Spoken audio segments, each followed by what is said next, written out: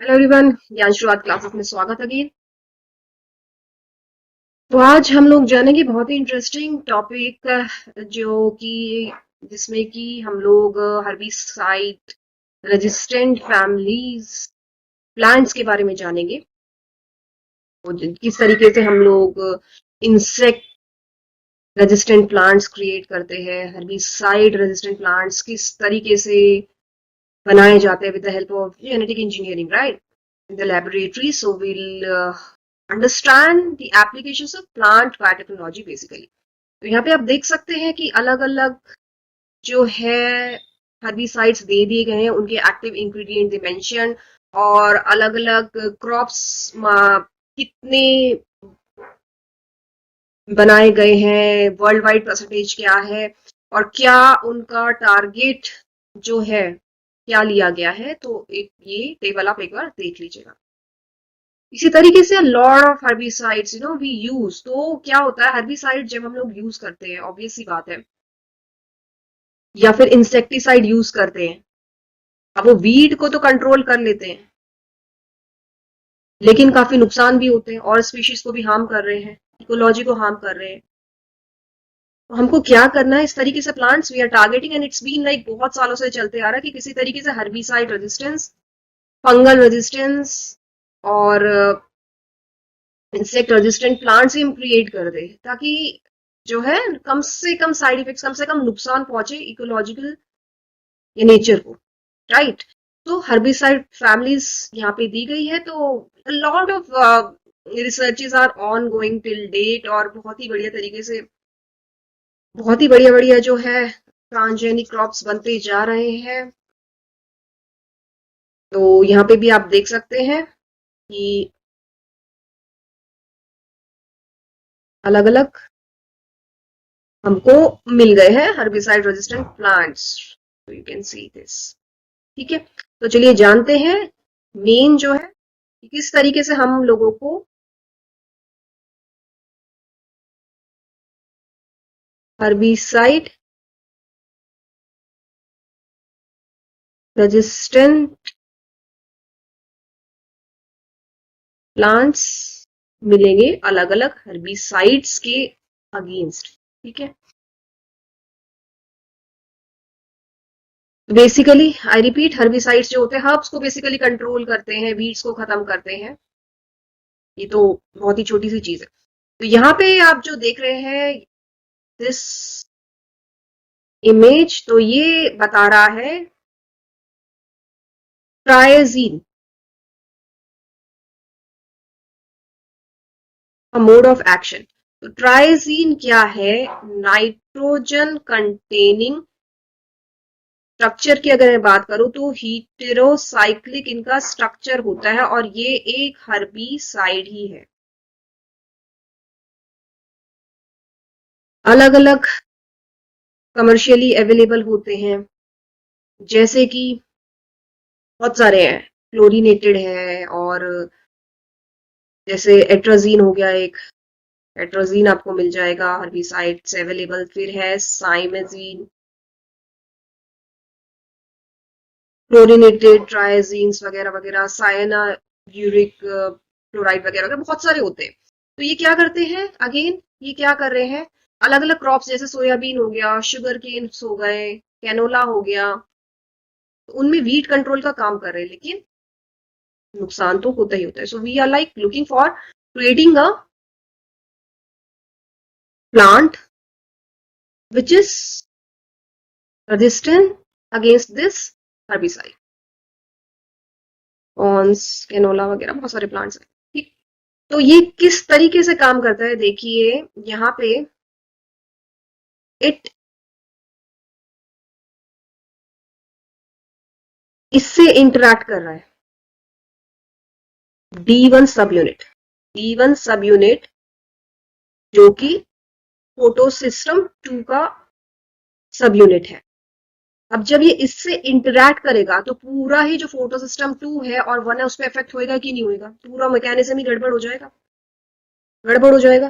तो सपोज मैं आपसे पूछूं कि मेरे को जो है इसके अगेंस्ट एक रेजिस्टेंट प्लांट क्रिएट करना है, तो किस तरीके से करूंगी। अगर आप लोगों को पाथवे पता है, आई रिपीट, चाहे वो सेल सिग्नलिंग के पाथवेज हो या जो भी पाथवेज हो, तो आप वहां से लॉजिक लगा सकते हैं कि ड्रग जो है या कुछ भी हम केमिकल जो है किस तरीके से टारगेट करें कि वो नुकसान ना पहुंचाए या कुछ भी so if you have to be very familiar with the pathways, I repeat again, if I कुछ ऐसी में जीन तैयार कर दूं आर्टिफिशियली, म्यूटेंट जीन, जो कि ये जो D1 प्रोटीन है, D1 जो है फोटो सिस्टम 2 का, इसको बनाती रहे, ओवर एक्सप्रेस करती रहे।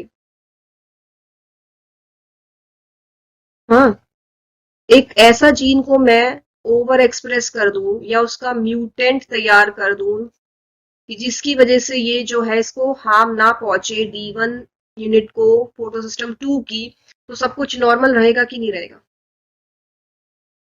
रहेगा। इसी तरीके से जीन PSB ए जीन जो होती है, it encodes for this, it encodes this, ये बनाती है वो फोटो सिस्टम 2 का D1। अगर मैं इसी का म्यूटेंट बना दूं तो क्या होगा? ये जो नुकसान ट्रायजीन की वजह से हो रहा है ये नहीं होगा। तो ये हो गई हमारी एक स्ट्रैटेजी। ठीक है, आया समझ में कितना आसान? या फिर इस ड्रग को, जो हमारे बॉडी में भी ड्रग्स जो है बहुत ज्यादा मात्रा में हो जाती है, तो एक जो मैकेनिज्म होता है जो बहुत ही फैमिलियर, आप जानते भी हैं, उसको बोलते हैं डिटॉक्सिफिकेशन। किसी भी चीज का टॉक्सिसिटी को रोकना, इस डिटॉक्सिफिकेशन ना, साइड इफेक्ट को रोकना, तो हम अपनी बॉडी में भी करें। इसी तरीके से अगर मैं किसी तरीके से डिटॉक्सिफाई कर दूं, ड्रग ही तो एक तरीके की ट्रायजीन, कर सकते हैं। तो डिटॉक्सिफिकेशन के लिए यूज होता है एक एंजाइम जो कि कहलाता है glutathionine, gluta, this is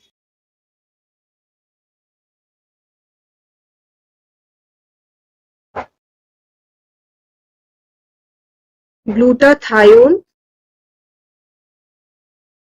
S,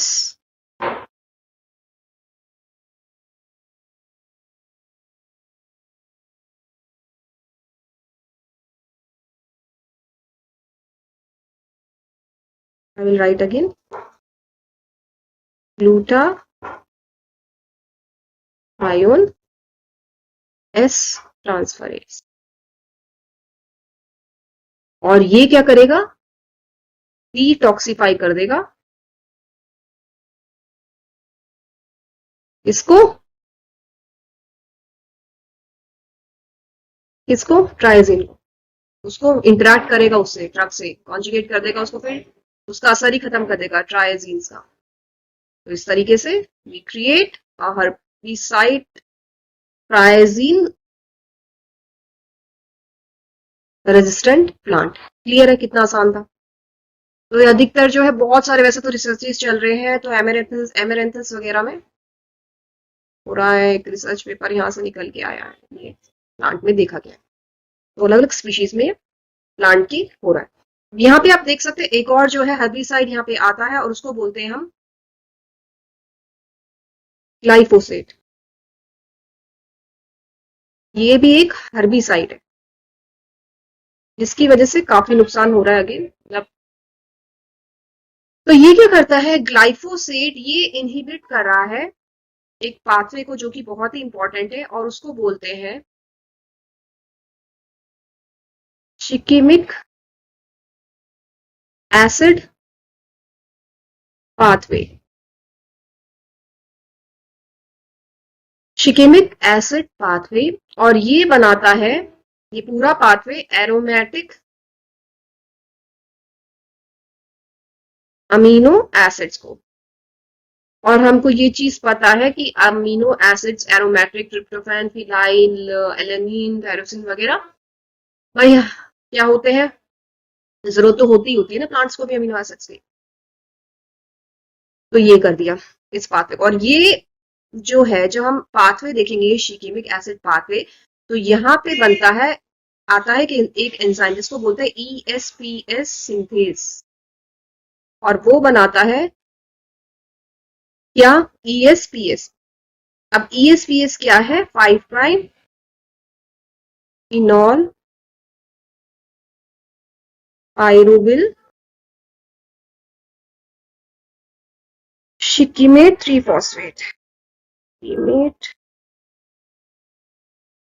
3 phosphate, तो ये इसको इनहिबिट करता है। तो ESPS जो है नहीं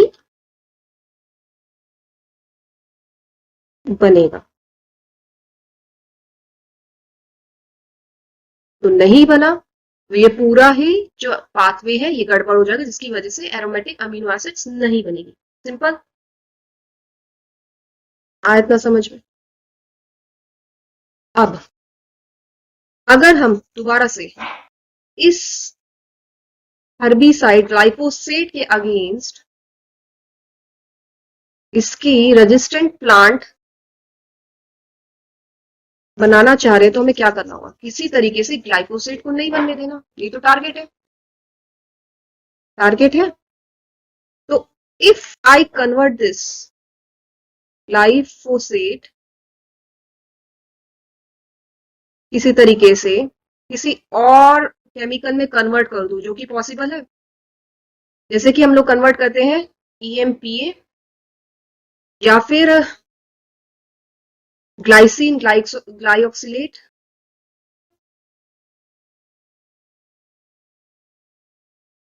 ग्लाइऑक्सिलेट EMPA, सार्कोसिना और ग्लाइसिन।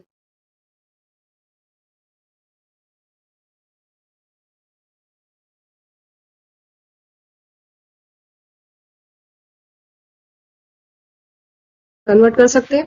तो यहाँ पे जो है वो पाथवे आ रहा है CN oxidation pathway, CN oxidation pathway, if it undergoes, और यहाँ पे इसी के नाम से निकला गया सार्कोसिना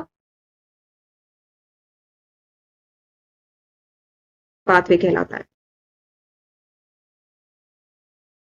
So over here enzyme is glycine oxidase,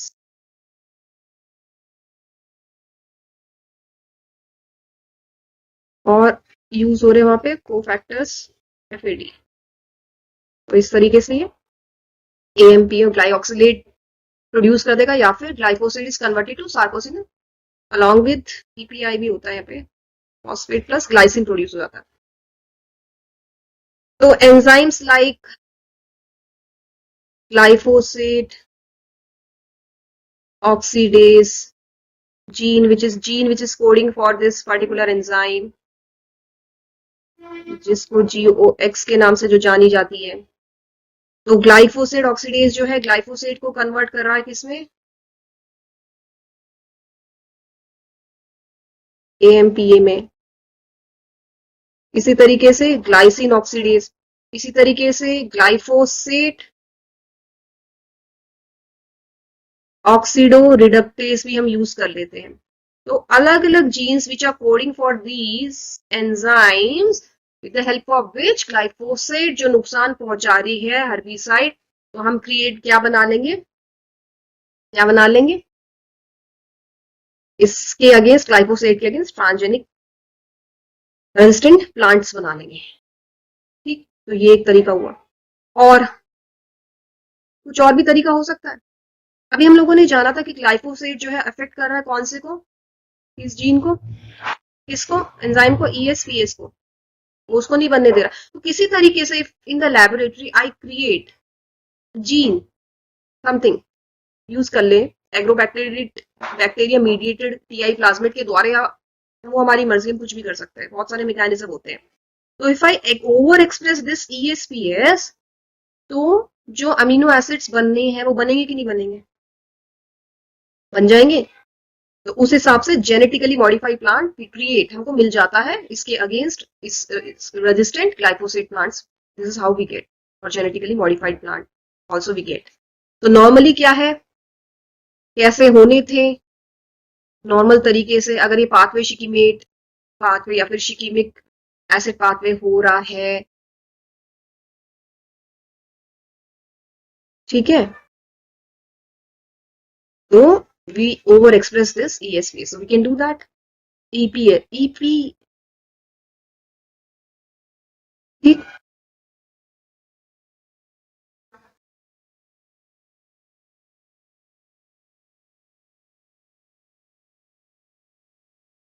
this EP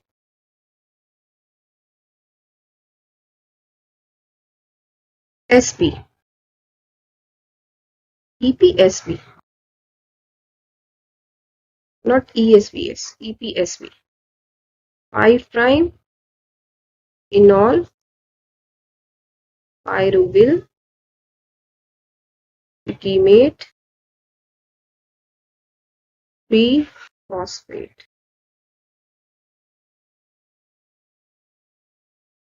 ठीक।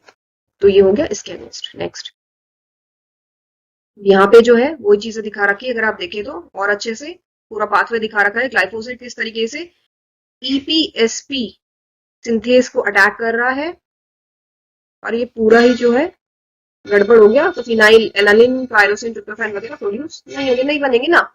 तो दिस इज इंपॉर्टेंट, ये तो वैसे भी बहुत इंपॉर्टेंट है, सेकेंडरी मेटाबोलाइट्स वगैरह में ये आ रहा है, ये पाथवे बहुत इंपॉर्टेंट है, आपको करना ही करना है। अब एक और जो मेरे को याद आ रहा है, नेक्स्ट इज ग्लाइफोसेट हो गया, अब आ रहा है ग्लूफोसिनेट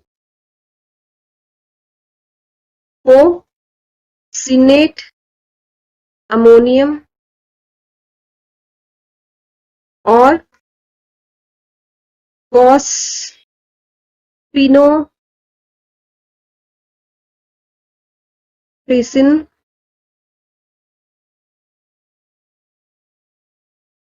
रेजिस्टेंट प्लांट्स। फॉस्फिनोथ्रीसिन या फिर ग्लूफोसिनेट ही एक हर्बिसाइड है जो कि इनहिबिट करते हैं एक एंजाइम को, और वो है ग्लूटामिन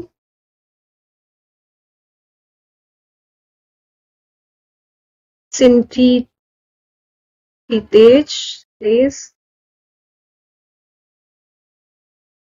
जिसकी वजह से क्या बनता है, ग्लूटामिन बनता है, तो वो ग्लूटामिन को नहीं बनने देगा।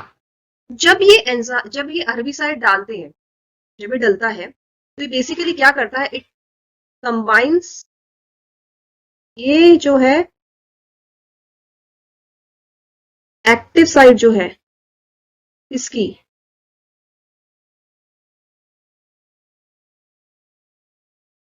ग्लूटामेट की वहां पे बाइंड कर लेगा, तो ये एक कॉम्पिटिटिव इनहिबिटर है,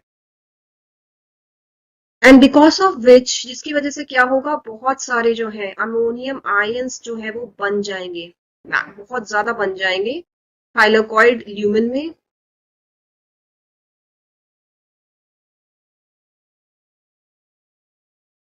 and which affects photo phosphorylation. तो ये इस तरीके से नुकसान पहुंचा रहा है, ठीक है। तो यहाँ पे भी आप देख सकते हैं ग्लूटामिन सिंथेटेज को यहाँ बनने ही नहीं दे रहा, जिसकी वजह से glutamate is not converted to glutamate, सब गड़बड़ हो गया वाला पाथवे। अब इसको ठीक कैसे करें, अगेन हमको जो है इसी तरीके से ये कहानी को सुधारना है, उसके लिए आता है दो genes play a very vital role, एक होती है बार जीन और एक होती है पैड जीन।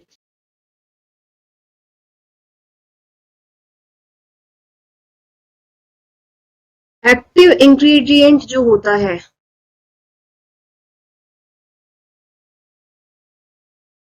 ग्लूफोसिनेट या फॉस्फोनीट्रीसिन में वो बास्ता होता है।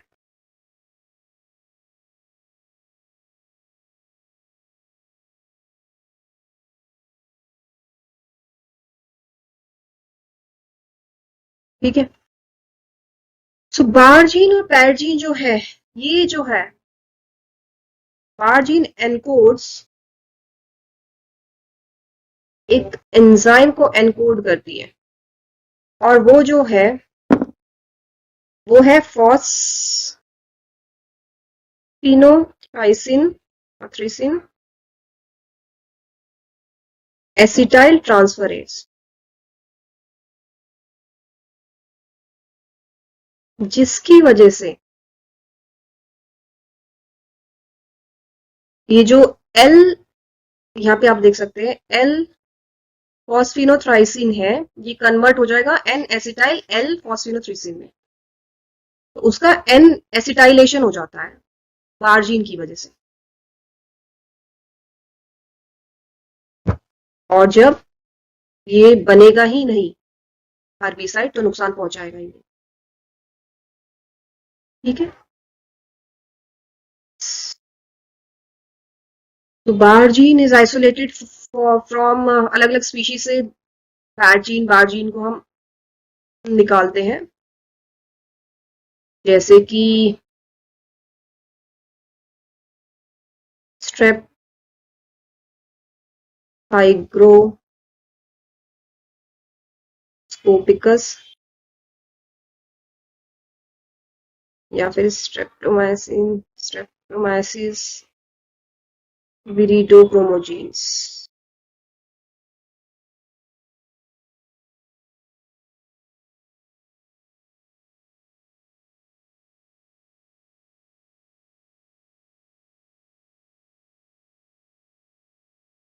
ठीक है। यहाँ पे आप और अच्छे से देख सकते हैं कि किस तरीके से हो रहा है। अब जो नुकसान, तो this is how we create a plant which is resistant against phosphinothresin or glyphosate। Clear. एक और है इंपॉर्टेंट, और वो है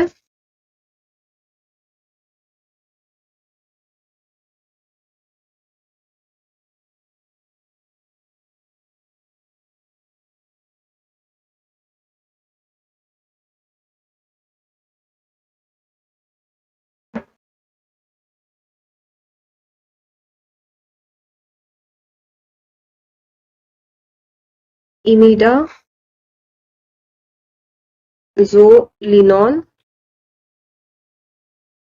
रेजिस्टेंट प्लांट। ये भी एक हर्बिसाइड है, यूरिया के नाम से, सल्फोनिल यूरिया के नाम से भी जाना जाता है।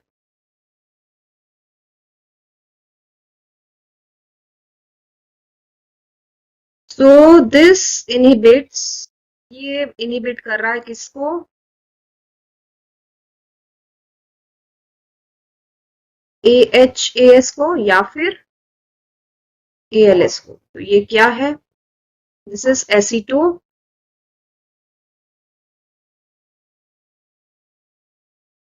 हाइड्रोक्सी एसिड सिंथेस,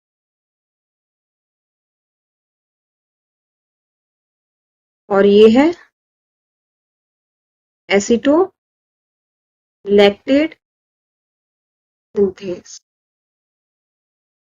और ये बनाते हैं AHAS जो है ये बनाता है ब्रांच्ड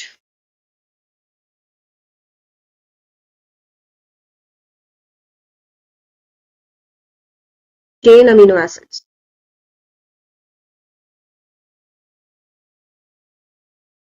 बनाते हैं ब्रांच चेन अमीनो एसिड। ठीक है। मार्केट में बहुत सारे हर्बिसाइड है इसके नाम से, जैसे कि एक मेरे को याद आ रहा है इमीजा क्विन वगैरह, बहुत सारे आते हैं। अब बहुत ही सिंपल है, किसी तरीके से अगर मैं म्यूटेंट ये क्रिएट कर दूं, ये वाला, या फिर ये भी कर सकते हैं कि नहीं कर सकते। तो if I create mutant ALS gene which is coding for this, so ये क्या करेगा, ओवर एक्सप्रेशन कर देगा, वो बहुत सारा जो गड़बड़ हो रहा था सिंथेस एसिडोलैक्टेट ये बना देगा। उस तरीके से we create a resistant plant against this particular herbicide. तो ये इंपॉर्टेंट हर्बिसाइड रेजिस्टेंट प्लांट्स हमने कर दिए हैं। आगे भी हम लोग जानेंगे कि किस तरीके से फंगल रेजिस्टेंट प्लांट्स वगैरह हम लोग बना रहे हैं, insect resistant plants, transgenic crops वगैरह। तो और भी एप्लीकेशंस जो है वो जानेंगे जो बहुत इंपॉर्टेंट है। तो हमारे साथ साथ लेक्चर्स को एंजॉय कीजिए। Thank you so much. Hello everyone, ज्ञान शुरुआत क्लास में स्वागत अगेन। तो आगे बढ़ाते हुए प्लांट बायोटेक्नोलॉजी की एप्लीकेशंस को हम लोगों ने काफी कुछ इंपॉर्टेंट चीजें कवर कर ली है जो डेफिनेटली हेल्पफुल होने वाली है आपके बायोटेक्नोलॉजी एग्जाम के लिए और इवन लाइफ साइंसेज एग्जाम के लिए, क्योंकि एप्लीकेशंस तो आती ही आती है। स्पेशली अगर जोर डाले तो बायोटेक्नोलॉजी वाले एग्जाम्स में। तो अब हम बात करेंगे और जो है और भी आ रही है एप्लीकेशन, जैसे कि इंसेक्ट रेजिस्टेंट प्लांट्स कैसे क्रिएट करते हैं हम लोग, और इवन फंगल रेजिस्टेंट कैसे करते। तो पहले हम लोगों ने समझा था हर्बिसाइड रेजिस्टेंट प्लांट्स कैसे भी क्रिएट राइट वी कैसे बनाए जाती है लेबोरेटरीज में, तो बहुत ही इंपॉर्टेंट है वो भी। तो यहाँ पे आप देख सकते हैं इस मेन डायग्राम जो है ये कीड़े का है। कीड़े जो खा रहा है, यहाँ पे एक पत्ते को खा रहा है और पत्ता था कि वो मर रहा है। तो कॉन्सेप्ट यहाँ पे क्या आ रहा है, क्राइजीन का आ रहा है। तो इंसेक्ट रेजिस्टेंट प्लांट यानी कि जो है इंसेक्ट अगर उस पर्टिकुलर प्लांट को खा लेगा जिसको हमने रजिस्ट कर दिया है, तो वो क्या होगा, रेजिस्टेंस क्रिएट हो जाएगा ना। तो क्रायोजीन का कॉन्सेप्ट आ रहा है और ये आइसोलेट किया जाता है। यहाँ पे बैक्टीरियम का नाम दिया गया है बेसिलस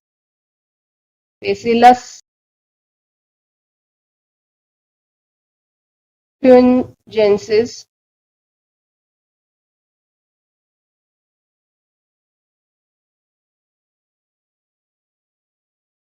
आइसोलेट करते हैं इससे, और ये एनकोड कर रहा है, ये जो जीन है एनकोड करती है बीटी टॉक्सिन को। बहुत ही फेमस क्वेश्चंस फ्रेम होके आते हैं बीटी टॉक्सिन से रिलेटेड। कोई भी आप बायोटेक का एग्जाम दे लीजिए और इवन एप्लीकेशन पार्ट की अगर बात करें लाइफ साइंसेज एग्जाम पे, तो बीटी टॉक्सिन है। तो क्रायोजीन क्या है, एक प्रोटीन को एनकोड कर रहा है, और क्या वो जीन, तो दैट्स बेसिकली इंसेक्टिसाइडल, यानी कि इंसेक्ट को खत्म कर देगी, इंसेक्टिसाइडल होता है।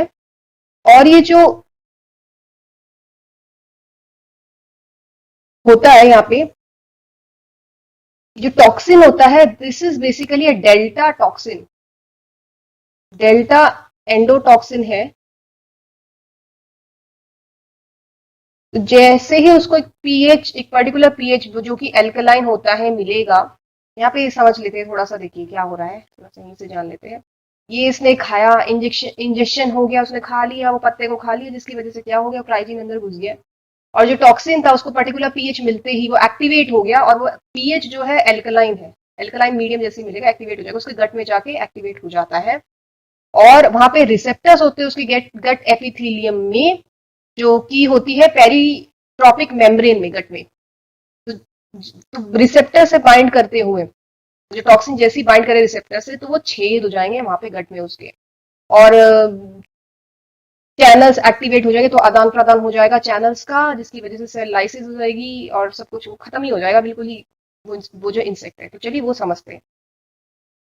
तो ये एक एंडोटॉक्सिन है जो अभी हमने समझा कि पोर बना लेता है, छेद कर देता है बेसिकली। और डोमेन की अगर हम लोग बात करें तो इसके पास जो डोमेन होता है तो वो होता है क्राई 1C डोमेन 3। तो क्राइजीन भी अलग अलग तरीके के होते हैं, जैसे कि क्राई 1AC हो गया, क्राई 2AB हो गया, इसी तरीके से क्राई 1AB भी होता है।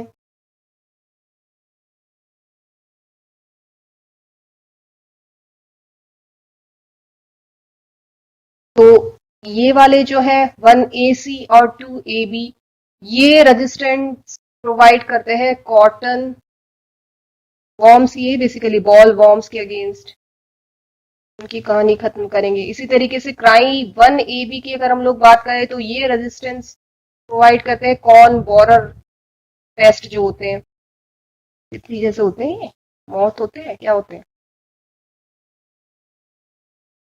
दिस इज द कहानी of क्राइजीन in various like work against provide resistance against various pests जो नुकसान पहुंचा रहे हैं पेड़ों को। तो अब हम मैकेनिज्म जानते हैं कि किस तरीके से जो है वो कर क्या रहा है।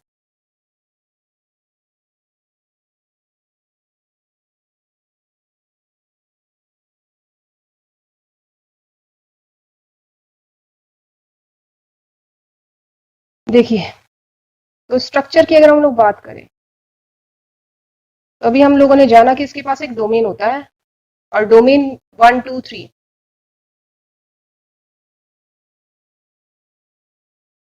तो एन टर्मिनस होगा, सी टर्मिनस होगा और यहाँ पे दिस इज 1 2 एंड इवन 3। तो जैसे ही इंसेक्ट ने वो प्रोटीन खा लिया, वो जैसे ही अंदर गया तो ये जो है ये अलग हो जाएंगे, क्लीव हो जाते हैं, कट हो जाते हैं। ये कैंची में बना रही हूँ यहाँ पे, तो अलग हो जाएंगे। और जो एन टर्मिनस होगा ये वाला, ये क्या होगा, ये अलग हो जाएगा। सो दीज आर ये अलग हो जाते हैं, क्लीव्ड हो जाते हैं ना। इसी तरीके से ये भी, तो दोनों ही ये अलग हो गए, ये अलग हो गए, अलग अलग सब कुछ अलग अलग हो गया है। और ये जो एन टर्मिनस होता है ये एक्टिवेट क्लीव होके इट गेट्स एक्टिवेटेड। तो जैसे ही हुआ, तो आप इमेजिन कर रहे हैं इंसेक्ट के अंदर चला गया है, ये टूट टाट के अंदर पहुंच गया और वहां पे अगर आप यहाँ पे डायग्राम में भी देखें तो रिसेप्टर्स होते हैं उसके, पहुंच जाते हैं कहाँ पे, गट में पहुंच जाते हैं, एपिथेलियल सेल्स में, एपिथेलियम में पहुंच जाते हैं।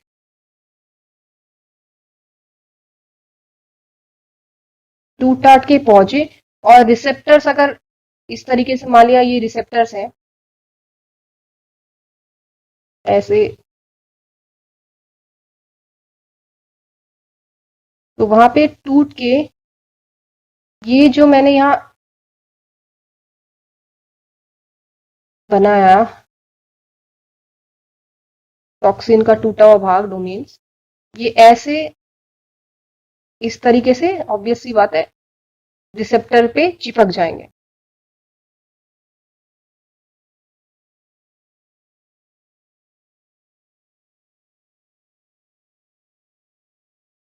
ऐसा लग गए। तो because of which binding of receptors what will happen basically, एक मीडियम मिल गया जो कि एल्कलाइन मीडियम है, पीएच एल्कलाइन हो जाता है, जिसकी वजह से अब जो सेल होगी उसका लाइसिस हो जाएगा, सेप्टिसीमिया हो जाएगा, सेप्टिक हो जाएगा इंसेक्ट को।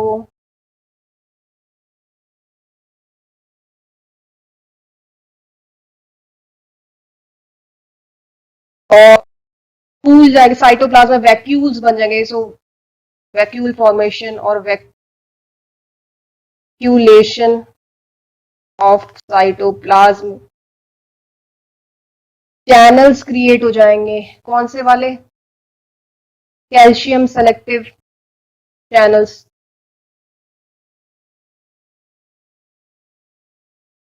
सेलेक्टिव चैनल्स क्रिएट हो जाते हैं, वो क्या होगा, छेद हो जाएंगे, पोर्स बन जाएंगे और पोर की वजह से क्या होगा, फाइनली जाके जो है वो कीड़ा ही मर जाएगा, उसकी डेथ हो जाएगी। और ये जो रिसेप्टर्स होते हैं अभी हम लोगों ने डिस्कस किया कहाँ पे होते हैं, कौन सी मेम्ब्रेन में, पेरिट्रोपिक मेम्ब्रेन।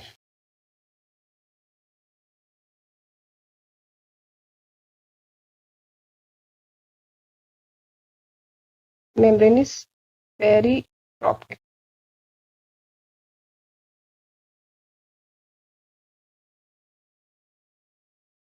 इस तरीके से हम प्रोड्यूस करते हैं इंसेक्टिसाइड रेजिस्टेंट प्लांट्स। तो इसकी जो एप्लीकेशन है, मैकेनिज्म ऑफ एक्शन है, ये आपको पता होना चाहिए। वो पूछ लेते हैं बेसिक क्वेश्चन में कि कितना कैसा पीएच होता है और किस तरीके से मतलब हो रहा है, तो ये आप ध्यान रखिएगा। ये बात हुई बीटी टॉप।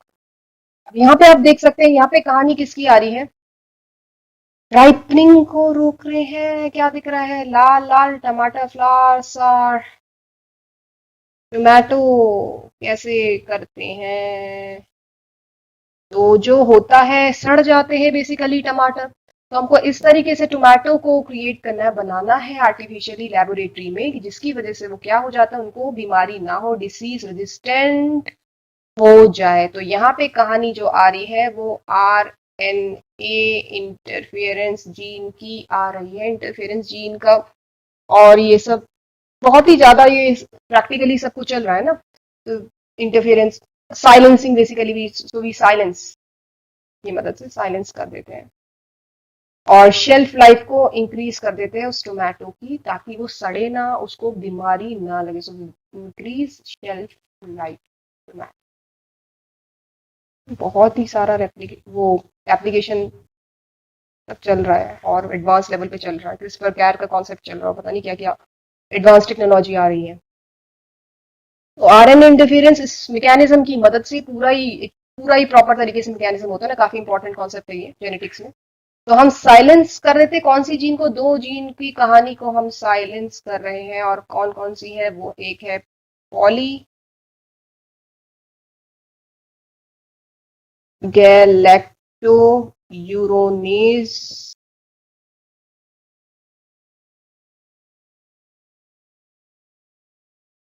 यूरोनेज जीन। और क्योंकि हमें इथिलीन को रोकना है, इथिलीन की वजह से तो राइपनिंग होती है, सड़ता जो है, तो ACC ऑक्सीडेज जीन, इनकी जो इनको हमें साइलेंस करना है, ये दो जीन को। अब यहाँ पे क्योंकि ऑक्सीडेज जीन पे असर हो गया है, तो इथिलीन जो है क्या हो जाएगा, डिलेड राइपनिंग होगी कि नहीं होगी, सड़ना बंद हो जाएगा। और यहाँ पे आप देखें फिगर में, डायग्राम में, तो अगर हम आर्टिफिशियली हमें क्रिएट करना है, डिसीज रेजिस्टेंस की बात हो रही है यहाँ पे, डिसीज रेजिस्टेंस, तो वेक्टर की मदद से कर सकते हैं ना। कुछ ऐसी जीन हमने इंसर्ट कर दी जिसकी वजह से क्या है, बीमारी नहीं होगी उसको जो होनी है सड़ाने वड़ाने वाली, तो जीन ही हमने मॉडिफाई कर दी है यहाँ पे with the help of vector. तो ये एक एप्लीकेशन हुई इसी तरीके से। या फिर हम ऐसे कर दे कि कट पिट के रेस्ट्रिक्शन एंजाइम्स हम लोगों ने डाल दिया है, और वो रिपेयर मैकेनिज्म कर दिया उसको, वो जो भी जीन थी जो बीमारी कर रही थी उसको खत्म करना, उसको मॉडिफाई करना है छेड़खानी से। तो चाहे वो DNA का रिपेयर, डिलीट कर दिया वो पर्टिकुलर जीन को, और उसके बाद में रिपेयर हमने अपने तरीके से कर दिया। तो ये सब आर्टिफिशियली हो रहा है लेबोरेटरी में। अलग अलग तरीके होते हैं क्या करने के, रेजिस्टेंट प्लांट्स को बनाने के। ठीक है, तो ये कहानी फ्लावर टोमेटो की हुई। चलिए नेक्स्ट पे आते हैं आगे समझ में। सो आपको ध्यान रखना है कौन कौन सी जीन्स को हम साइलेंस कर रहे हैं, तो ये सारा प्रैक्टिकल एप्लीकेशन। नेक्स्ट यहाँ पे आप देख सकते हैं, यहाँ पे जो आपको दिख रहा है, ये क्या मैंने बनाया हुआ, ये क्या है, रिसर्च पेपर से निकाला गया है, जो कि एक्सप्रेस कर रहा है एक इनिबिटर, और उसको बोलते हैं काउ पी ट्रिप्सिन इनहिबिटर। और जो जीन है वो है CPPI।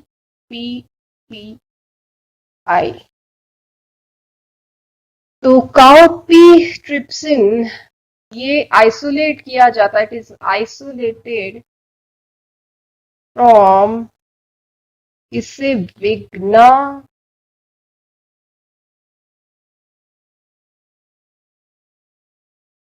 उंगवी, हाउ वी प्रोनाउंस उंगवी से आइसोलेट किया जाता है। तो ये इनहिबिटर है, ठीक है। इसका एप्लीकेशन ट्रांसजेनिक प्लांट्स को क्रिएट करने में है, जिसकी मदद से क्या होगा, आइसोलेट करके करकुरा की कहानी जो है,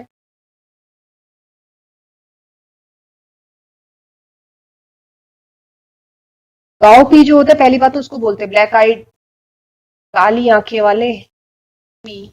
लोबिया को बोल सकते हैं, लोबिया ऐसी दिखती है। ब्लैक आइड पी कौन सी होती है,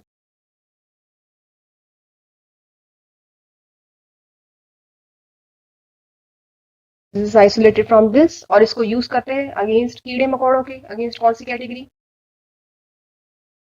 ब्रॉडली स्पीकिंग तो लेपिडोप्टेरा और ऑर्थोप्टेरा।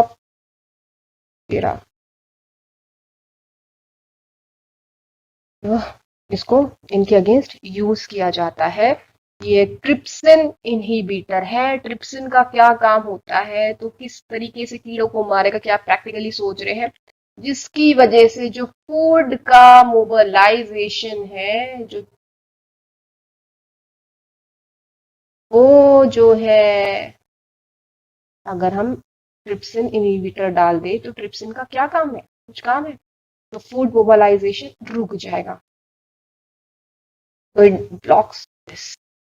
अब जब खाने का ही मोबिलाइजेशन रुक गया है तो क्या होगा, क्या होगा, मर जाएगा, कीड़े मकोड़े मर जाएंगे।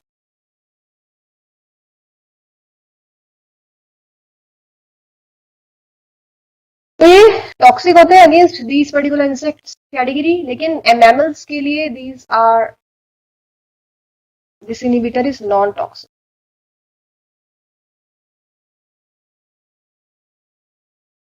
को नुकसान नहीं पहुंचा रहा है, कीड़ों को ही पहुंचा रहा है। तो ये बात हुई ट्रिप्सिन इनहिबिटर की। नेक्स्ट,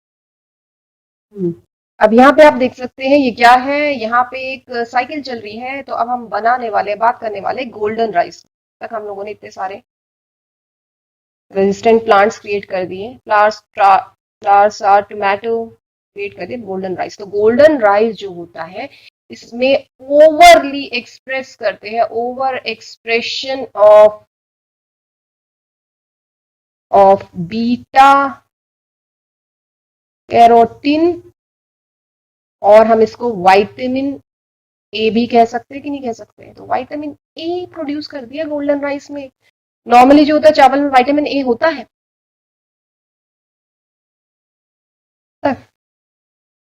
ठीक है। तो ये साइकिल है, चल रही है। तो कैरोटीन हम लोग देखिए ध्यान से, साइकिल में जो मैकेनिज्म है प्रोड्यूस हो रहा है। तो this is the biosynthetic pathway of producing carotene, vitamin A. ये भी हम आर्टिफिशियली कर रहे हैं। तो एक प्रोटीन मेरे को यहाँ पे ध्यान आ रहा है, ग्लूटेलिन। तो under the expression of glutelin promoter, this protein is expressed, it's protein जो कि मेजर राइस प्रोटीन है। ये सब भी हम करते हैं, एक्सप्रेस कर देते हैं। तो फाइटोइन सिंथेस, फिर डीसैचुरेस, फिर आइसोमेरेज बना। तो आपको ये साइकिल एक बार, ये बायोसिंथेटिक पाथवे है कि किस तरीके से हम लोग कैरोटीन बना रहे हैं, ये आप लोगों को ध्यान रखना है। और ये भी अलग अलग जो होता है एक्सप्रेस की जाती है, कुछ प्लांट्स में करी जाती है, कुछ बैक्टीरियम में करी जाती है ना, क्योंकि हम सब ये सारी चीजें आर्टिफिशियली कर रहे हैं। तो फाइटोइन सिंथेस की अगर मैं बात करूं, तो यहाँ पे जो सोर्स, इसका जो सोर्स है वो डैफोडिल एक प्लांट होता है। हिंदी में क्या नाम होता है इसका, डैफोडिल प्लांट हुआ। फिर यहाँ पे जीटा डीसैचुरेस है, ये अर्वीनिया बैक्टीरियम से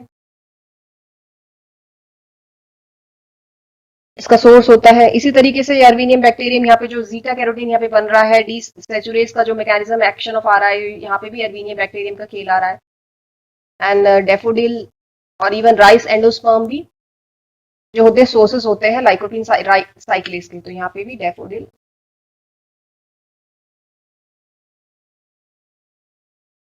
सोर्स हो गया। तो इस तरीके से हम क्या बनाते हैं, क्या बना रहे हैं, गोल्डन राइस क्रिएट करते हैं, जिसमें कि बहुत ही ज्यादा मात्रा में विटामिन ए होता है या फिर बीटा कैरोटीन होता है। So this cycle, this pathway is important. अब यहाँ पे आ रहा है फंगल रेजिस्टेंट प्लांट की कहानी आ रही है।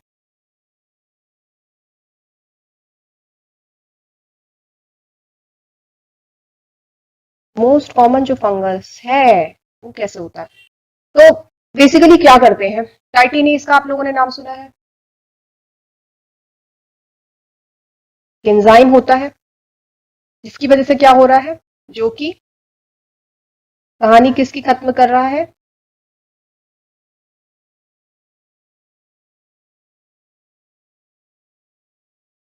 काइटिन की, राइट। और काइटिन जो है क्या बनाती है, कहाँ पे मौजूद होती है, क्या किस में प्रोजेक्ट प्रेजेंट होती है, सेल वॉल ऑफ फंगस।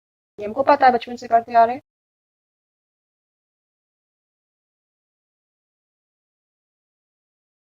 ठीक है। तो सपोज यहाँ एक कीड़ा सा बना लेते हैं।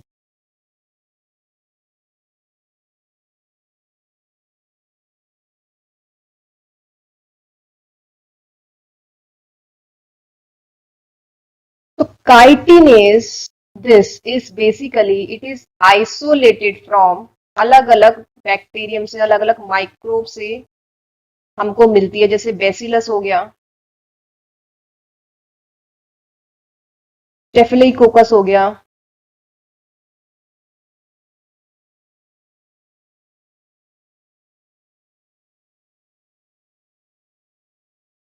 ट्राइकोडर्मा हो गया, फंगस। बहुत ही बेसिक सा क्वेश्चन पूछ लेते, ट्राइकोडर्मा एक बायो कंट्रोल एजेंट है, इस पे भी बहुत ही रिसर्च इस सालों से चल रहे हैं, so it's bio control agent, isolate किया जाता है।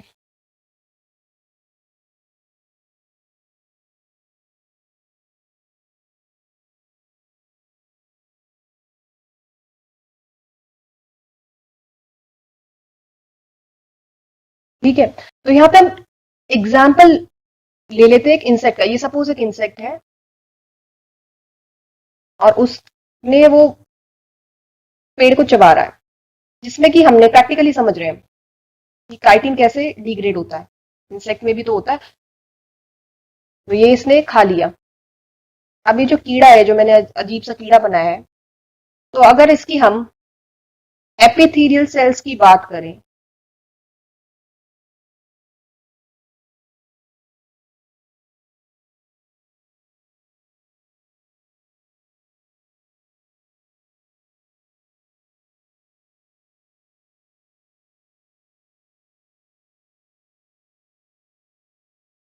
तो दिस इज मिड गट की, का जो गट है उसकी एपिथेलियल सेल्स है, और ये बनी होती है किससे, काइटिन से।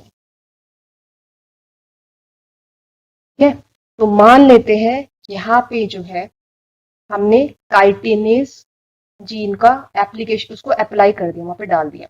तो अगर वो इंसेक्ट ये पत्ता खा लेगा, बड़ा ही बेसिक बेसिक सा बता रही हूँ आपको एग्जाम्पल, वो खा लेगा जिसमें कि एक्सप्रेस हो रही है क्या, काइटिनेस जीन। तो वो उसके मिड गट में पहुंच के यहाँ जो काइटिन है उसकी कहानी को क्या कर देगा, खत्म कर देगा कि नहीं कर देगा। ये खत्म हो गई काइटिन। और कौन से बॉन्ड्स को तोड़ रहा है, बेसिकली काइटिन के भी एक स्ट्रक्चर होता है, ऑब्वियसली बात है, तो it breaks glycosidic bonds of chitin.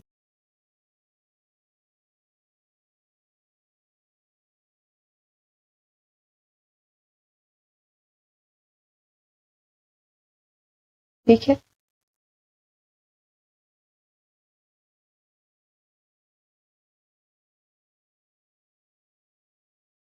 तो वो ये ग्लाइकोसाइडिक बॉन्ड्स को तोड़ देगा।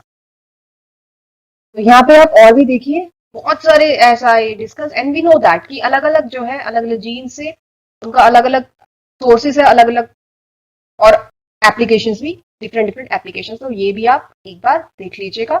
तो मैक्सिमम से मैक्सिमम हम लोगों ने एप्लीकेशंस कवर कर लिए, और भी एप्लीकेशंस है अगर बायोटेक्नोलॉजी के, तो वो भी हम साथ साथ कवर करते रहेंगे। तो थैंक यू सो मच।